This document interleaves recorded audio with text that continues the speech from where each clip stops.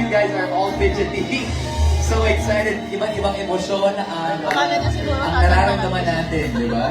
Pero bago natin tanongin yung cast, so, I do something different, no? Tanongin muna natin yung ibang mga friends from the media on how they felt when watching that world premiere of trailer na Tayo sa Wakas.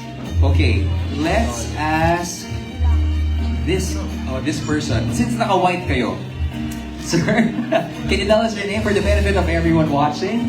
And let me know your feels while watching the official trailer. Bakit ako? Bakit hindi ikaw? Ang dami nating katanungan. Sila ba magiging hanggang dulo o hindi? Ano ba? What's your name, brother? I'm Franco po. Franco from what name? Huwag niyo na po talaga yan. Oh, okay. Sir Franco? Yeah. Starts with a letter na lang. Gusto niya bulong pa na lang. Okay, bulong na lang later. Okay, oh, sige. Sir Franco, while watching the trailer, anong naramdaman mo? Ang sakit. Ang sakit. Nakarelate ka ba in different level? Alam mo talagang ano siya, blockbuster. Kasi naka-wig si Belle. Si Tony. Yan ang secret ni Direct Cathy. Lahat ng leading ladies niya naka-wig. At yon blockbuster yun. Yeah, okay. Part of the formula. Part of the formula. Cathy Part Garcia. of Star Cinema formula. Yeah. It's very, alam mo talagang masakit, may hapde. Kaya alam ko magugustuhan lang ng fans and also the casual viewers. Kasi alam natin na ang casual viewers, ang gusto nila ay lagi sila masasaktan. Yan, tama. Yung gusto nila lagi sila umiiyak pagkatapos ng manood sa sinihan. So, I hope they will watch it. This will be a great film. Thank you so much. So much, Franco? Okay. Finally, bulong mo lang sa akin kung anong media outlet. Oh, okay. Ay, nako. Finally, my big revelation. I will keep that secret to a crib, okay? Okay, how about... Okay, Miss France. Of course. It's mga words natin. France, how did you feel? Hi guys! Ayun. Ang bigat. Kasi parang sa for someone na nasubayban sila from his into her going here, parang...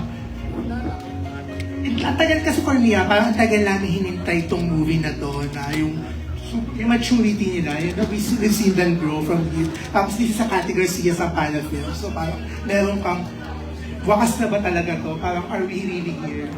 Saka parang may yung mga eksenang lagi namin biniwish, sana may ganito, sana may ganyan. Parang dito, ibibigay nila sa amin lahat yung saka this is, I believe, baka parang award-winning for them. This will be their award-winning. May session na. And then congrats guys, sabi ko. We'll keep the questions later, okay, Ms. France? So, I'm sure you are so excited for that to happen, and we as well, okay? Before we get to our Q&A, na syempre, meron si France no, na maya. I wanna ask you guys, this is your first time watching the trailer. How did you guys feel? Ano bang tumatakbo sa isipan nyo? Knowing that you guys came from somewhere, a big shoot, di ba? Diretso kayo dito and watching this one na malapit na ipalabas sa sinihan. It's real. Yun. Na dito na tayo and we're finally sharing a piece of our film. Because a lot of people have been wondering when we'll be giving out snippets. Kasi wala pa talaga, diba? So, we're just very happy that finally we got to include this already. And tama ka, Kuya Robs, galing kaming shoot. Parang kami nasa portal minsan. Papasok kami, magiging Cisco, Cheska, tapos lalabas. Ngayon kailangan namin nag-promote and then babalik sa portal. So, you know, it's a lot of mixed emotions seeing this. And I'm just glad that we get to spend it with this whole cast and everyone here sa press who's been very supportive throughout me and Belle's journey, you know, all these years. How about you, Belle? You're getting emotional. Hindi. Wala pa. Hindi pa Okay, tayo. wala pa. Mamaya. Wala pa. Siguro watching it, parang sabi ko, oh my God, mang hirap kumalas.